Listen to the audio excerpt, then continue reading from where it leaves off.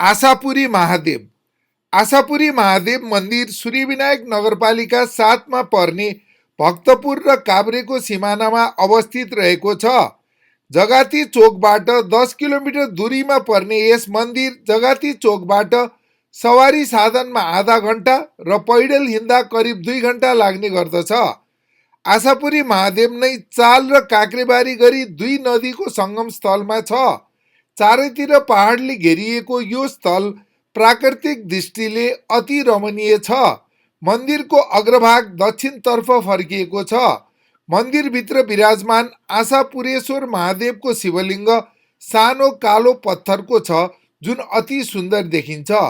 शिवलिङ्ग वरिपरि बेरिरहेको तामाको नागको आभूषणले मूर्तिलाई थप आकर्षित बनाएको छ।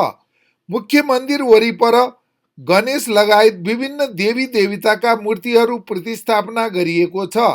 मन्दिरको ठिक अगाडि उत्तरतर्फ फर्किएको पञ्चमुखी धारा छन्, जहाँ 24 घण्टा कलकल ध्वनिका साथ पानी बग्ने गर्दछ।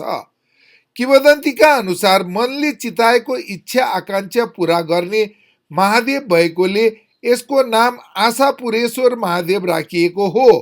आशापुरेश्वरमा विशेष गरी सन्तान सुख र छोरा नभएकाहरूले छोराको प्राप्तिका लागि पूजा आराधना गर्ने गर्दछ।